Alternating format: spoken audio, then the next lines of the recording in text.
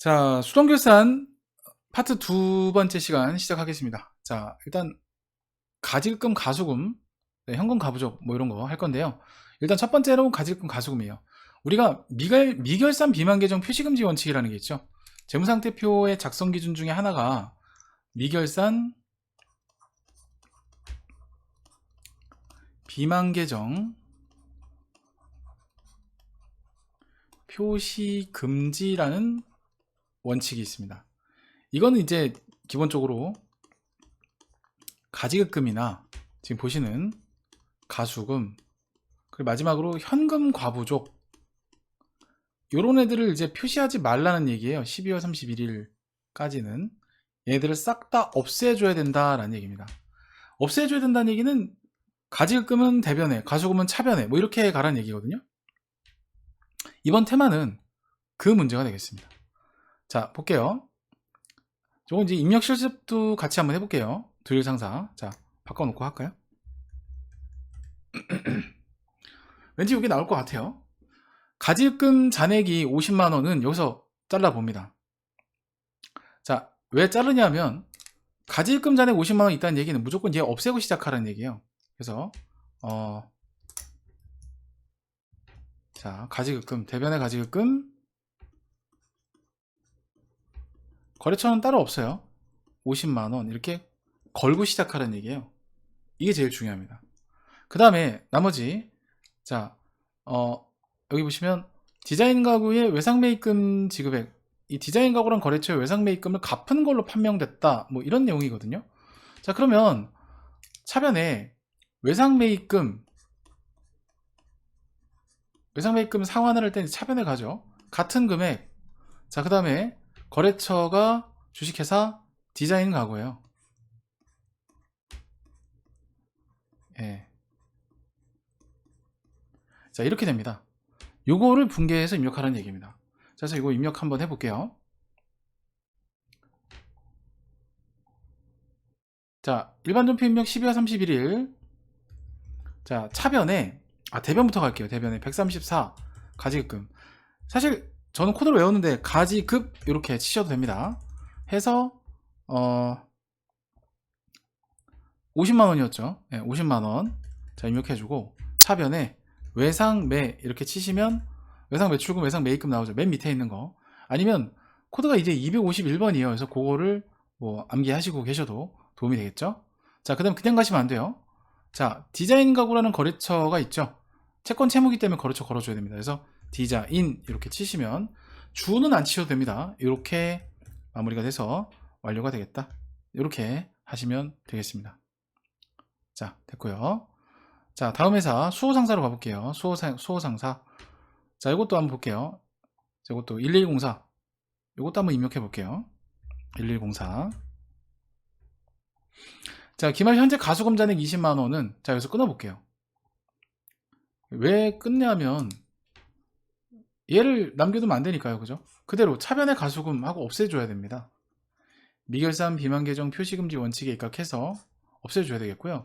나머지를 보시면, 자, 뭐라고 돼 있냐면, 알고 봤더니 강원 상사의 외상매출금 회수액으로 판명되었다라고 돼 있어요. 그러면 이거는 대변에 외상매출금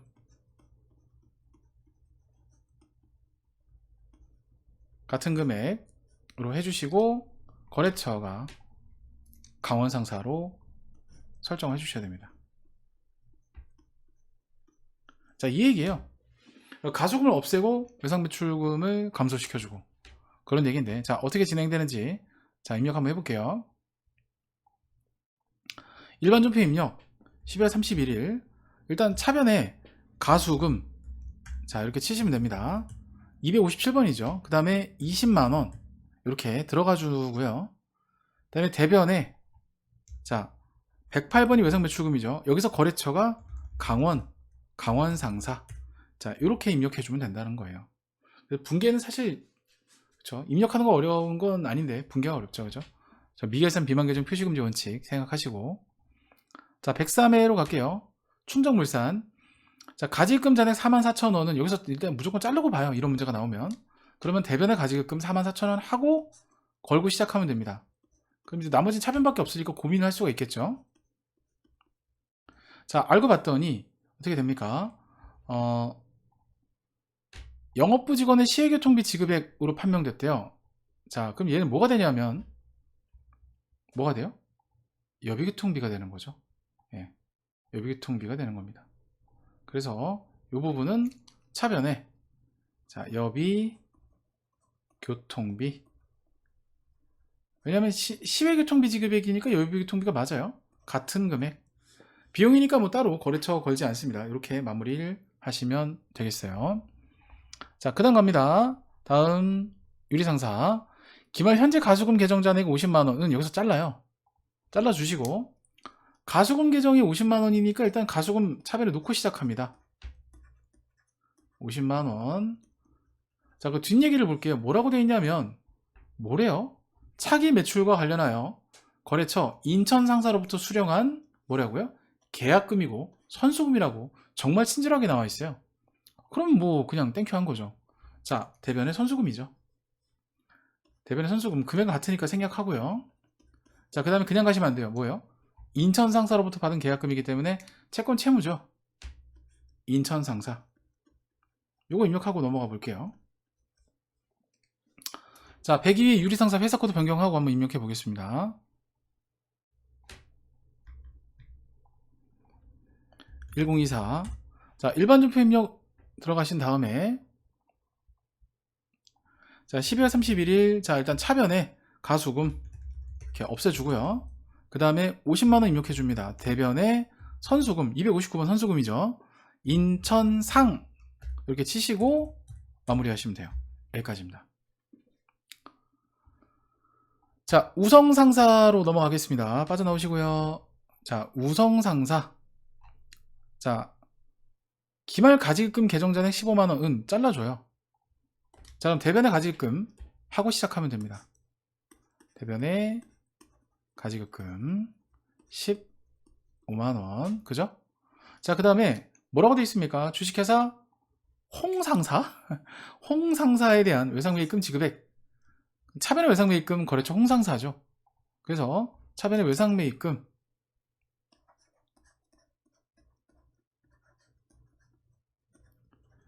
같은 금액, 그리고 거래처는 홍상사가 되겠습니다. 그래서 주식회사 홍상사. 자, 이렇게 입력하고 마무리하면 됩니다. 자, 요거 입력해보고 마무리할까요? 자, 그러면 1014 우성상사 일반주표 입력 12월 31일 차변에 대변이죠. 가지금 문제 질문을 많이 하실까봐 제가 말씀드리는데 차변 대변 여러분 마음대로 하시면 됩니다. 순서 상관없어요. 예, 참 이 말씀 드린다는 게. 예, 그리고 뭐 가끔가다 이렇게 입력하다 보면 이렇게 딸려가는 거 있어요. 스페이스바 누르고 지우시면 되거든요. 이렇게 가시고요. 15만원 하신 다음에 차변에 외상매입금 자 251번이죠. 이렇게 하신 다음에 홍상 이렇게 치셔서 이렇게 입력하시면 되겠습니다. 아까도 말씀드렸듯이 이렇게 엔터 치다 보면 이렇게 딸려가는 경우가 있어요. 요거 그냥 놔두셔도 되고 찜찜하다 싶으면 스페이스바 해서 엔터 치시면 이렇게 필요한 것만 딱 이렇게 남거든요. 이건 성격 스타일인데 저는 이제 이게 별로 안 좋아해갖고 이렇게 다 지웁니다. 됐습니다. 자, 다음 테마 65페이지 현금가 부족 갈게요. 현금가 부족은 뭐 최근에 한번 나왔기 때문에 안 나올 것 같긴 한데 한번 가보도록 하겠습니다. 자, 요건 이제 잘 보셔야 돼요. 이게 전산 입력도 이제 같이 해야 되기 때문에 1164. 자, 변경하고요. 들어가 볼게요. 기말 현재 현금가 부족 3만원은 이라고 되어 있어요. 현금가 부족은 이미 뭐 말씀드렸다시피 지금이 언제냐가 되게 중요하거든요. 그러니까 기중에 발생된 현금가 부족을 정리하는 거다. 그러면 현금가 부족 쓸 수 있고요. 오늘 당일 결산일인데 현금가 부족 발생했다. 그러면 안 씁니다. 이따 한 문제가 그런 게 있어요. 자, 그러면 일단은 현금가 부족이 남아있는 건데 컴퓨터 수리비를 지급하는 것으로 밝혀졌대요. 이러면 학계전 해산표를 한번 들어가서 학계전 해산표에서 한번 조회를 해봅니다. 자, 학계전 해산표 들어가서 차변인지 달변인지 이제 잔액을 한번 조회해볼 필요가 있어요. 엔터 치시고 자, 보니까 3만원 현금가 부족 이렇게 차변에 남아있죠. 차변에 지금 남아있습니다. 그죠? 이걸 확인하시고 자, 그러면 이게 무슨 얘기냐면 알고 봤더니 지금 차변에 남아있는 거니까 없앨 때는 대변에서 없애줘야 돼요. 그래서 일단은 대변에 현금 과부족 일단 이렇게 들어가줘요. 3만원. 얘부터 하고 시작해야 돼요. 그리고 컴퓨터 수리비 지급 수선비입니다. 수선비 네모 같은 금액이잖아요, 그죠? 그리고 자, 참고로 현금과 부족 뭐 코드는 사실 전 외우진 않는데 820번 수선비 요건 이제 알아두시면 좋겠죠? 자, 일단 가볼게요. 요거 참 입력할 때 현금 과 세 글자까지 치셔야 되거든요. 입력 한번 해보겠습니다. 자, 일단 여기서 창 닫고요. 자, 입력 12월 31일 차변에 자, 수선비 820번이죠. 자, 그 다음에 3만원 대변에 현금 과까지 치셔야 돼요. 안 그러면 현금만 나와요. 이렇게 현금 과부족. 자, 이렇게 입력하면 돼요. 이렇게 입력하신 다음에 아까 합계잔액 시산표 다시 한번 들어가 볼게요. 합계잔액 시산표 들어가 보시면요, 보세요. 이렇게 나옵니다. 자, 한번 볼까요? 보시면 현금 과부족이 아까 3만원이 여기 있었는데 없어졌죠. 왜? 대변에 우리가 3만원 입력하니까 서로 상계돼서 없어졌습니다. 자, 이렇게 해서 차변에 남아있는 잔액 없을 때는 대변으로, 대변은 또 차변으로 이렇게 분계를 추가를 해주시면 상계돼서 없어집니다. 자, 이렇게 하시면 되겠고요. 자, 1134 NC상사 회사 코드 변경하면서 가야 돼요. 그래서 일단 1134 NC상사로 가서 문제를 또 풀어보겠습니다. 기말 현재 현금 가부족 중 15,000원은 판매 관련 등록면허세를, 판매 관련 등록면허세는 세금과 공과거든요. 일단 그건 좀 이따 보는 걸로 하고, 현금으로 납부한 거 밝혀졌다고 되어 있는데 합계잔액시산표로 한번 들어가 볼게요. 이게 차변인지 대변인지 보고 가야 됩니다. 그래서 합계잔액시산표를 들어가셔서 12월 31일 자, 들어가신 다음에 보니까 잔액이 역시나 차변에 남아있는 걸 확인할 수가 있어요. 그럼 이거를 대변에 분계를 해줌으로써 상쇄를 시킬 수 있는 거죠. 자, 그래서 15,000원이 차변에 가 있던 걸 확인했고요. 자, 그럼 어떻게 되느냐? 일단 대변에 현금 과부족 하고 시작해야 됩니다. 현금 과부족. 자, 그리고 15,000원. 그 다음에 차변에는 등록면허세잖아요. 판매 관련. 이건 이제 세금과 공과라고 합니다. 세금과 공과 같은 금액 하시면 되겠습니다. 자, 참고로 세금과 공과는 이제 많이 쓰는 계정 과목이니까 코드를 좀 외워두시라 했었죠. 817번이죠. 817번. 얘는 그냥 현금 과로 검색하시면 돼요. 자, 이건 입력 뭐 안 하겠습니다. 넘어갈게요. 사실 이게 장부조회 때문에 제가 보자고 한 거라 넘어갈게요. 이건. 자, 그 다음에 수호상사. 자, 요거 좀 볼게요. 요거는 이제 이렇게만 봤을 때는 차변인지 대변인지 알 수 없기 때문에 직접 들어가서 확인해 봐야 됩니다. 그래서 1104 수호상사 합계잔액시산표. 자, 들어가서 한번 확인을 해보도록 하겠습니다. 엔터 2번 치시면 돼요.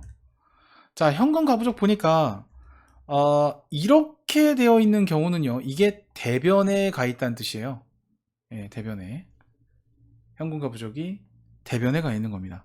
자, 그러면 자, 요거를 정리를 해 보려면요, 대변에 간 현금 과부족을 없애려면 차변으로 가야 되겠죠. 그래서 현금 과부족을 차변에 놓습니다. 10만원. 그러면 원인이 판명이 안 되면 대변은 뭐겠어요? 자비익이에요. 10만원. 이렇게 가주시면 되겠습니다. 요거 입력을 한번 해 볼게요. 왜냐면 이제 요거는 현금 과부족 마이너스 10만원이 없어지는 걸 보셔야 되기 때문에. 자, 일단 먼저 보여드리면 아직 분계를 하기 전 상황에서는 이렇게 마이너스로 보이실 거예요. 지금 보시면 이렇게 이 라인을 보세요. 이렇게 돼 있죠. 제가 분계를 추가로 하면 어떻게 되는지 볼게요. 컨트롤 엔터 친 다음에 일반 전표 여기서 바로 소환을 해서 들어가도록 하겠습니다. 자, 엔터 12월 31일. 자, 차변에 현금 과로 할게요. 현금 과 부족. 자, 그리고 여기서도요, 그냥 엔터 쳐서 이렇게 딸려오는 거 상관없어요. 근데 찜찜하시면 스페이스바 날리시면 됩니다. 그 다음에 아까 여기 얼마 있었죠? 10만원 있었죠. 자, 10만원만큼 입력을 해줍니다. 대변에 못 찾았잖아요. 자비익. 자, 이렇게 이런 식으로 차변 현금 과부족을 놓고 못 찾았으니까 잡아주시고, 자, 이거 창 닫고요. 요거를 F12번이 새로 고침이죠. F12번 눌러주면, 보세요. 현금과 부족이 미결산 비만 계정 표시 금지 원칙에 따라서 여기도 없고, 여기도 없고, 상계되어 없어졌죠. 요런 모양을 보실 수가 있어요. 빠져나오겠습니다. 요것 때문에 이렇게 한 겁니다. 예. 자, 그 다음 볼게요.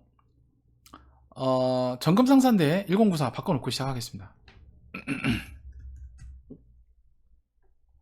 자, 문제 잘 읽어보시면 기존에 현금 가부족 계정으로 처리를 했대요. 근데 현금 초과액이라는 말이 나오죠.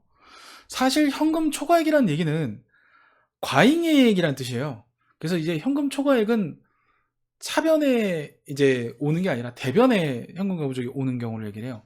그래서 부족액은 차변, 과잉액은 대변인데 이걸 지금 모르잖아요. 사실은 이 말만 듣고선. 그래서 이 5만원에 대한 내용을 먼저 본 다음에 뭐 문맥상으로 딱 보시면 되는데 이게 어려우신 분들은 들어가서 합계잔액시산표를 띄워놓은 다음에 자, 현금과 부족을 찾아요. 자, 보면 이게 이렇게 마이너스 5만원 돼 있다는 얘기는 대변에 5만원이 갔다는 얘기죠. 차변에 현금 5만원, 현금과 부족 5만원을 처리하면서 정리를 해줘라 라는 건데, 자, 그래서 이거 놔두고요. 자, 그럼 어떻게 분계를 해야 되겠어요? 차변에 현금 가부족 하면 되겠죠. 자, 해서 아까는 똑같습니다. 차변에 현금 가부족, 자, 5만원 넣어주고요. 대변에는 원인을 못 찾았잖아요. 잡이익이에요. 같은 금액. 자, 이거 분계해주고 저 마이너스가 없어지는지 한 번 더 보여드릴게요. 자, 그래서 자, 일반 전표 들어가서요.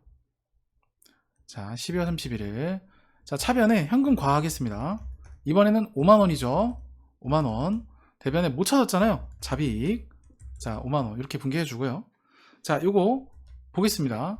합계잔액시산표 새로 고침 한번 해주고요. 자, 보세요. 없어졌죠? 예. 이게 현금 초과액의 상황에서는 대변에 현금과 부족이 간다는 뜻이에요. 됐습니다. 빠져나오겠습니다.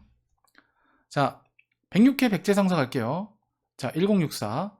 자, 결산을 현재, 자, 이 말이 잘 보셔야 돼요. 실제 보관액이 장부보다 많다. 그럼 이제 이거 이제 이론 시간에 배우신 분도 알겠지만은 실제보다, 자, 실제가 장부보다 많다. 근데 66,000원이 많대요. 그럼 얘를 0으로 놔봐요. 66,000원 이렇게 놔봐요. 이게 되죠. 그러면 이게 무슨 얘기냐면 초과액이죠. 장부에는 없는데 실제는 66,000원 있으니 이대로 플러스 66,000원에 회계 처리를 해줘야 두 개가 같을 거 아니에요. 그래서 어떤 회계 처리를 하냐, 현금을 늘려줘요. 현금 66,000원. 자, 그리고 중요한 건 지금이 언제냐가 중요한 거예요. 사실 이건 현금 가부족 상황입니다. 근데 결산일 당일에 저게 발생된 경우에는 현금 가부족을 쓰지 않습니다. 미결산 비만 계정 표시금지 원칙 때문에. 그리고 원인 알 수 없다고 되어 있죠. 막바로 잡이익입니다. 예. 그래서 이거는 현금 가부족을 찾아도 없어요. 실제로 찾아보시면. 한번 가볼까요? 자, 백제상사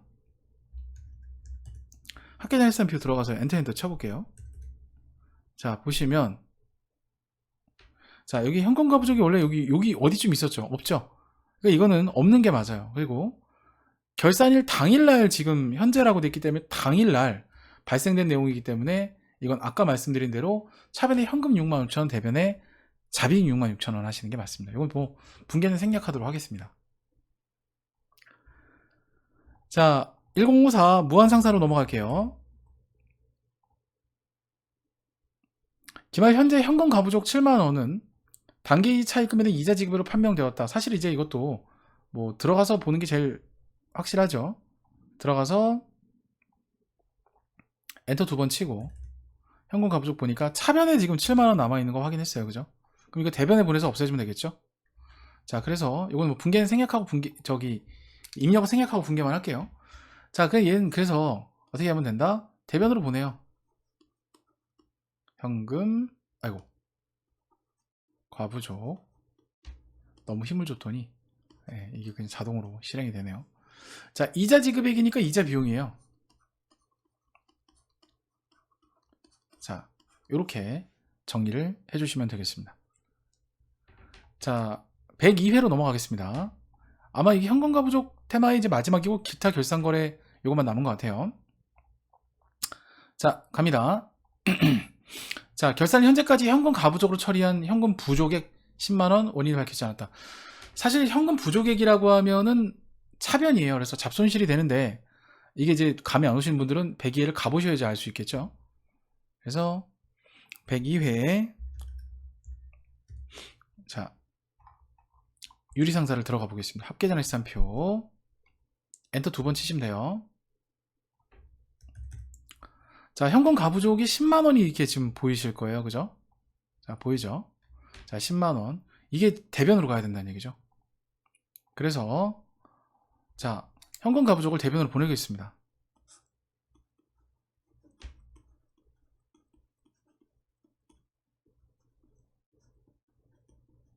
자, 원인을 밝혀지지 않았으니까 잡손실이죠. 자, 이렇게 정리를 하시면 되겠습니다. 자, 여기까지예요. 자, 좋습니다. 다음으로 넘어가겠습니다. 이제 기타 결산거래, 결산의 이제 마지막 단계가 되겠습니다. 아무래도 이제 네 문제가 출제되다 보니까 범위가 좀 많기는 해요. 자, 보시면 마이너스 통장을 정리해주는 부분이 있어요. 마이너스 통장. 이 마이너스 통장을 정리하는 건요, 일단은 이 마이너스를 0원으로 만드는 거예요. 그럼 마이너스 80만원을 0원으로 만들면 어떻게 되는 줄 아세요? 플러스 80만원을 해줘야 0원이 됩니다. 그럼 이제 어떻게 플러스 80만원 해주느냐? 뭐가 지금 마이너스 난 거죠? 보통예금이 마이너스 난 거고 기업은행께 마이너스 난 거죠. 마이너스 통장은요, 여러분 당좌 차월하고 비슷합니다. 단기 차입금을 써요. 그래서 이거는 일단 보통예금을 이만큼을 늘려줍니다. 그러면 마이너스가 플러스가 되면서 똔똔해서 0이 돼요. 그러면 대변에 이제 80만원이 남을 거 아니에요. 대차평균 맞춰야 되니까. 이게 단기 차입금이에요. 아마 이론 그러니까 공부하신 분들은 이게 뭔 얘기인지 아실 건데, 처음 들어보는 분들은 이걸 외우셔야 될 거예요, 아마. 그래서 이게 꼬레토 단기 차입금이라고 거래처도 걸어야 돼요. 이게 이 문제 정답입니다. 자, 요거는 따로 분계 임명을 안 하겠습니다. 왜냐면 이게 보통예금이 다른 것까지 섞여 있기 때문에 관리가 아마 안 될 거예요. 그래서 딱히 뭐 보여드려서 상세되는 거를 보시기보다는 이 분계를 그냥 통으로 보시면 될 것 같아요. 자, 그 다음. 그리고서는 아마 안 나왔을 거예요. 예. 이거 잘 안 나오는 분계라. 그 다음 보면 이제 101회 우성상사 이거예요. 역시 행복은행의 보통예금 기말잔액이 마이너스 90이다. 정리를 해라. 뭐 이런 건데. 그럼 이제 결국에는 다시 말씀드리지만 이 마이너스를 플러스로 0원을 만들려면 어떻게 된다? 플러스 90만원, 즉 차변에 90만원 보통예금 분계를 해줘야 0이 돼요. 그래서 차변에 보통예금 90만원 해주시고요. 대변에 단기차입금이에요. 당좌차월하고 똑같습니다. 이거 단기차입금 같은 금액 해주시고, 그 다음에 이제 이게 은행이 행복은행이잖아요. 그래서 행복은행으로 거래처를 걸어주시면 되겠다. 요게 이제 회계 처리가 되겠습니다. 이렇게 입력하시면 돼요. 자, 요 테마는 이렇게 하는 걸로 하고요. 요거 이제 마이너스 통장 테마였고, 두 개는. 자, 나머지 이제 세 가지 문제가 나오는데, 세 가지 중에 두 개. 사실 잘 안 나오는 테마 중에 하나예요. 사실 이제 이 밑에 있는 거는 잘 안 나오는데, 저는 아마 이 셋 중에서 만약에 내라고 하면 맨 밑에 충정물산이 좀 나오지 않을까 싶은데, 요건 이제 해보겠습니다. 좀 거꾸로 할게요. 충정물산을 좀 먼저 하고, 그 다음에 진행하도록 하겠습니다. 자, 충정물산. 이건 뭐 1034 코드 한번 가볼까요?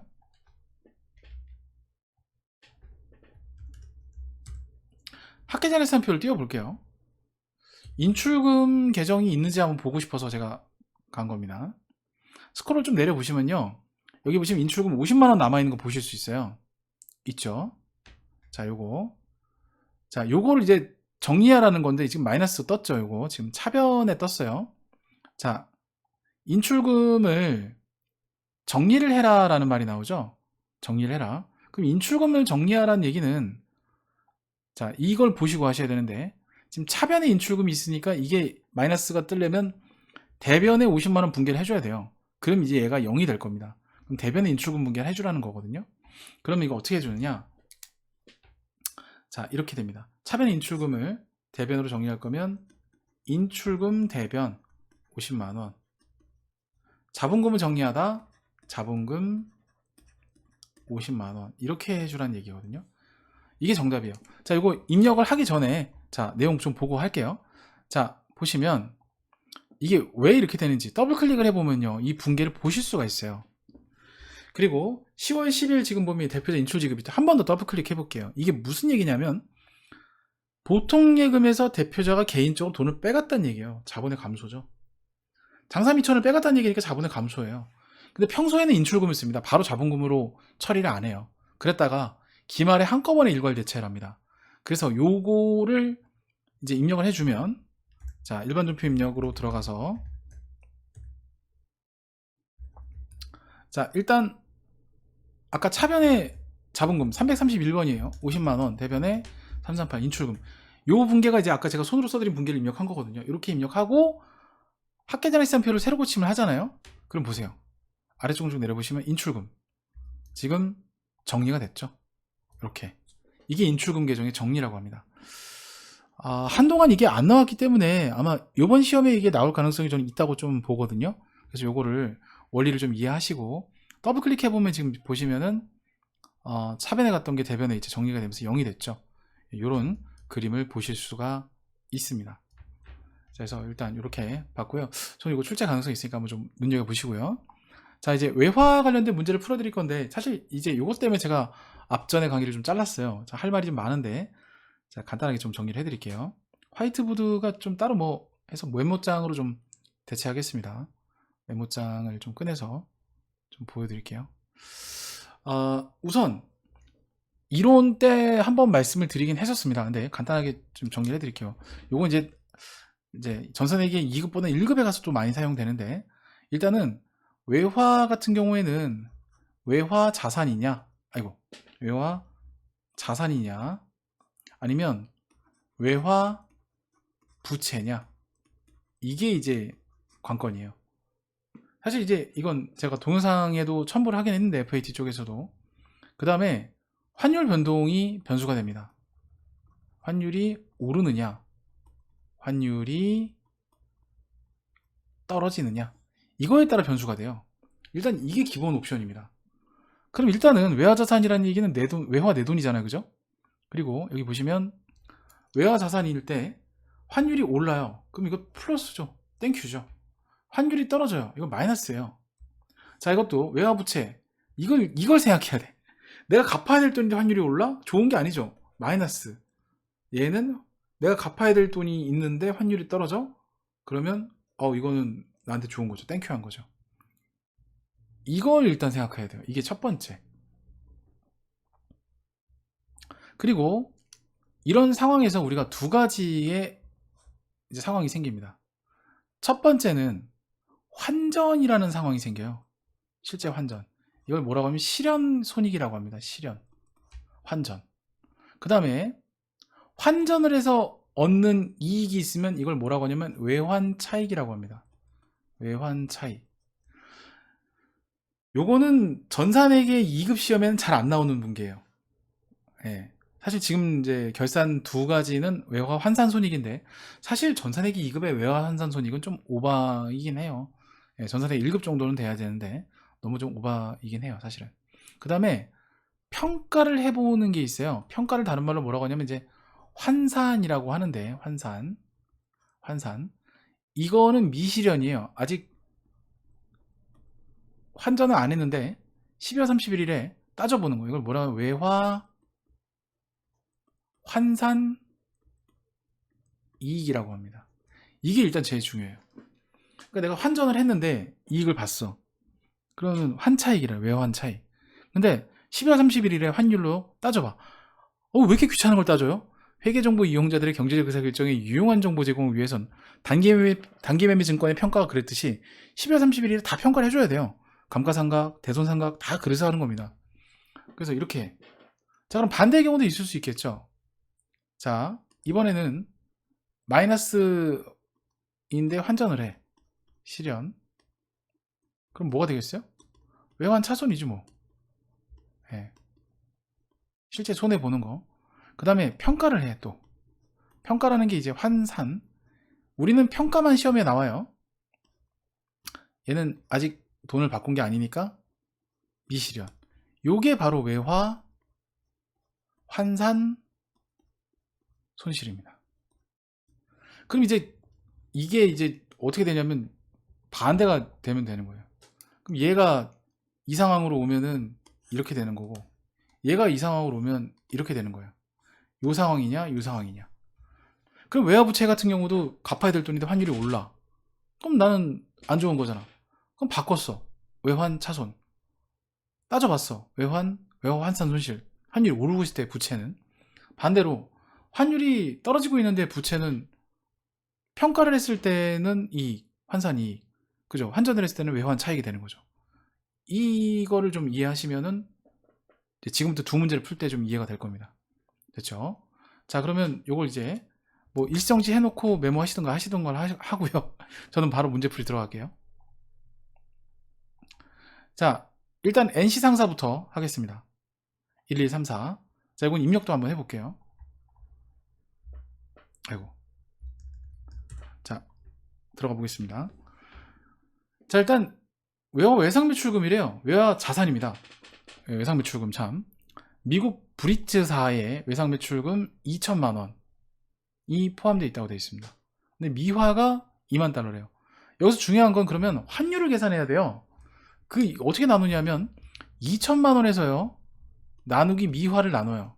그럼 달러당 환율이 나오죠. 달러당 환율은 1,000원입니다. 1,000원. 그러니까 외상매출금 발생했을 땐 1,000원이었는데 12월 31일 기말 환율을 따져보니까 평가를 해보니까 환율이 플러스 100원만큼 올랐어. 내가 받을 돈인데 올랐어. 받을 돈인데 올랐어. 뭐예요? 외화 환산이익이죠. 자, 그러면 저걸 다 하는 게 아니고요. 이렇게 하는 겁니다. 자, 일단은 곱해요. 2만 달러. 2만 달러 곱하기 100원. 이렇게. 자, 그러면 공 6개니까 200만 원이 지금 외상값이 더 받을 돈이 생긴 거죠. 환율 차이 때문에. 그러면 지금 12월 31일이니까 일단은 외상 매출금은 올라가는 거죠. 받을 돈이 늘어났으니까. 얼마? 200만 원. 그 다음에 뭐도 올라가요? 외화 환산이익도 생겨야죠. 외화 환산이익이 역시 같은 금액. 이렇게 들어가는 거고요. 여기서 외상 매출금은 역시나 받을 돈이기 때문에 브릿지 요거 이제 거래처 걸어줘야 됩니다. 요거 한번 입력해 볼게요.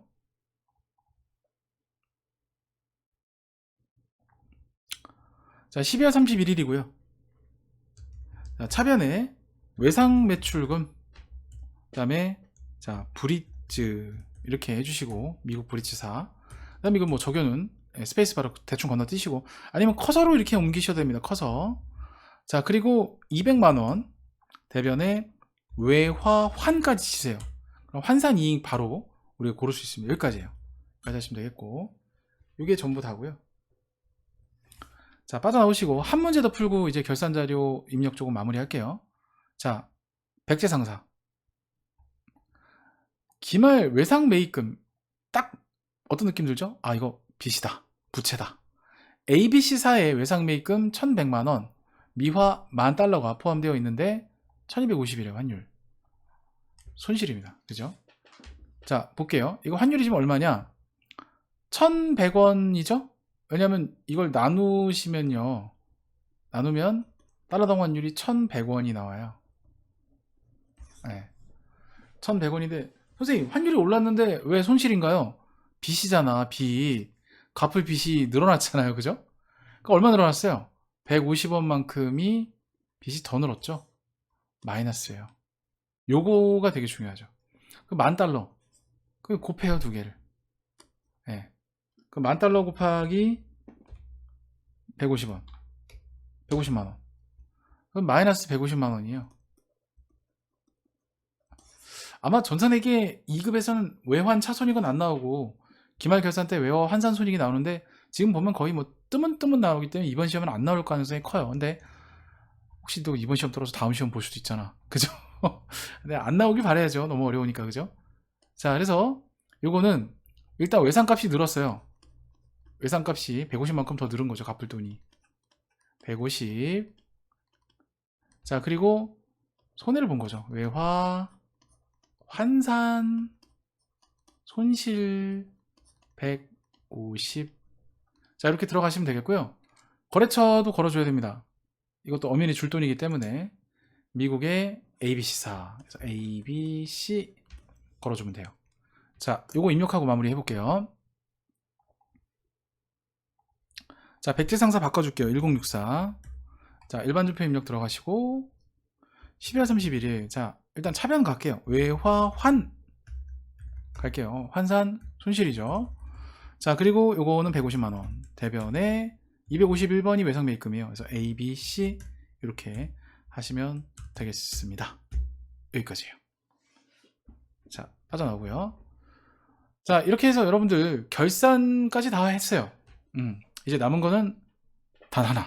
일반 전표 입력이 남았습니다. 일반 전표 입력은 뭐 워낙 문제가 많다 보니까 8문제씩이에요. 그래서 일단 최대한 할 수 있는 데까지 여러분들 제가 힘 닿은 데까지 한번 해보겠습니다. 그래서 일반 전표는 뭐 복잡한 계산보다는 문장에서 요구하는 것들을 빨리빨리 캐치하는 게 되게 중요해요. 이게 사실 지금 이것보다 더 문해력이 많이 들어갑니다. 그리고 이제 증빙을 봐야 되는 부분도 있고 해서 제가 최대한 많이 빨리 풀어드릴 테니까 그거 참고하시고요. 역시나 입력을 못해서 떨어지는 시험이 아니에요. 분계를 못해서 떨어지는 거지. 그리고 이제 장난치는 구간들이 있어요. 뭐 네가 발행한 당좌수편이, 내가 발행한 당좌수편이, 그리고 학생들이 많이 틀리는 게 이제 운반비. 우리가 이제 전표 수정에서 몇 번 봤었죠. 운반비. 뭐 내가 매입자로서 부담한 운반비니, 판매자로서 부담한 운반비니, 그다음에 또 이제 많이들 헷갈리는 게 일반적인 상거래냐 아니냐, 뭐 이런 것들에 많이 낚여 넘어집니다. 그래서 그런 것들을 위주로 제가 잘 해드릴 테니까, 사실 지금까지 했던 부분들이 24점이거든요. 일반 전표 입력이. 그 70점에서 24점을 빼면은 48점, 잠깐만요. 70 빼기 20, 83, 24. 예. 지금까지 한 게 46점이에요, 여러분들. 저랑 같이 한 실무 쪽이. 그래서 46점에 이론을 안 틀리면 30점이니까 76점. 사실 일반 전표 다 틀렸다고 해도 합격이긴 한데 그렇지는 못하죠. 그래서 전략을 잘 세워야 됩니다. 다음 시간부터 진행할 일반 전표는요, 3문제 틀릴 거 생각하고 5문제 정도 맞출 거로 예상을 하시고, 다른 것들 좀 이렇게 잘 이렇게 복습하시면서 진행하시면 좋을 것 같습니다. 좋습니다. 이번 시간 여기까지 진행하는 걸로 하고요. 수업 듣느라 고생 많으셨습니다. 저는 일반 전표 입력 시간에 다시 뵙도록 하겠습니다. 자, 여러분들 얼마 안 남은 시험 할 수 있습니다. 힘내시고요. 화이팅입니다.